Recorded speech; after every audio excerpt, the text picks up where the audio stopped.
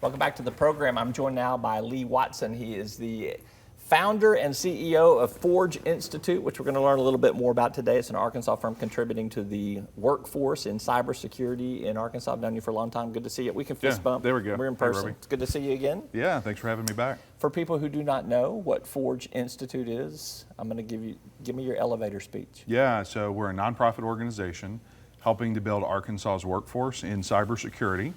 And we're also running programs in the cyber risk identification and mitigation space. So people sign up for classes, but you're out recruiting groups of people, I would presume. You're not just waiting on man on the street to say, I think I'll take some cybersecurity courses today. Yeah, that's right. So, when we started the Venture Center, we built this great FinTech program with FIS and now the ICBA.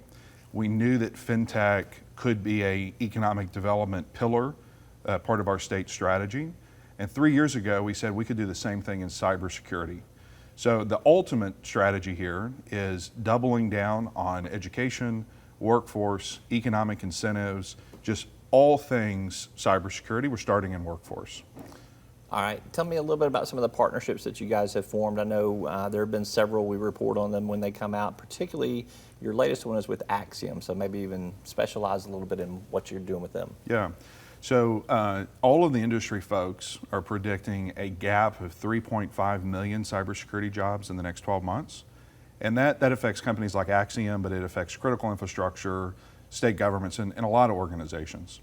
So Axiom, I think seeing this coming, said we need to get a new generation of talent into the organization. And so we've built a number of different programs to do that. I'll take you through two of them that are pretty interesting. But really the purpose here is there's a huge gap and we need more people, we need new people in IT and cybersecurity. When COVID hit, as you know, Arkansas's unemployment rate really skyrocketed. Right, hit 10% there. Yeah. So in December, we had a hypothesis. Could we take some unemployed Arkansans that did not have a technical background or didn't know anything about cybersecurity, could we turn them into an entry-level IT cyber person? So we partnered with the Department of Commerce and Dr. Childers in there. We built a 7-week program and we had a 62% graduation rate. And so Axiom started hiring folks out of that first cohort. Okay. So it proved we can do this and we can move people without those backgrounds into tech jobs. Then once somebody is hired, they need to be further upskilled and get more proficient in cybersecurity defensive kind of tactics. And so we've built a 14-week boot camp program that does that. Now, in traditional IT, a lot of people think once you're trained to do something, you're trained. Cybersecurity is totally different. Our adversaries who are well-financed and highly motivated train all the time on how to break in and disrupt our systems. And as a country, we have not historically trained with that kind of tempo. And so organizations are saying we have to change this workforce paradigm, and that's what this boot camp starts to do. And we've seen some pretty high profile examples of that. Most recently, the Colonial Pipeline ransomware attack that was there. We had SolarWinds, I think, at the tail end of 2020. Those are the kinds of things that had been going on for 2 years before then. Yeah, those are the kinds of things you're training people to be preventative against or to be more defensive against for companies and corporations. You think this is going to be coming down to smaller business level? Oh, absolutely.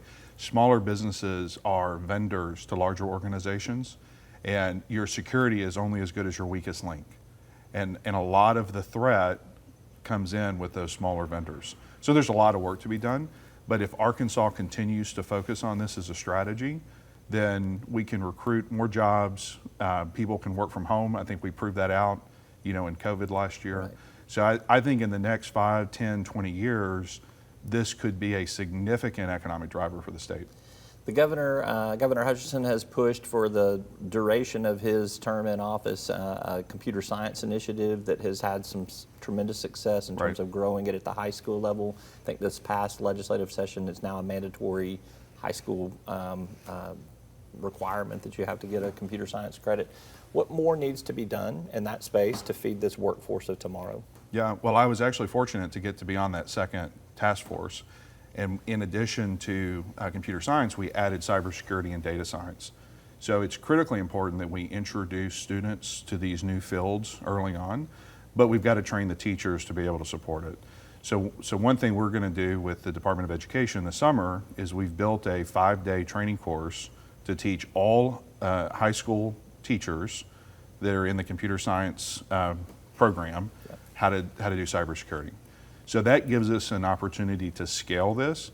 And again, if we look at federal agencies that are hiring people by the thousands to deal with cybersecurity, or these 3.5 million private sector jobs, we need to build as a state a story that says we are investing K through 16, and from a workforce standpoint, we've got a talent supply coming. You need to bring those jobs to Arkansas. All right, he's Lee Watson with the Forge Institute. Always good to get your perspective on things. Thanks for sharing with us what you guys are up to, and Cool. wish you the best of luck. Thank you, Robbie. All right. We're back with more right after this. Economist Mervyn Jebaraj joins me to talk about what's happening in the overall economy. Stay tuned.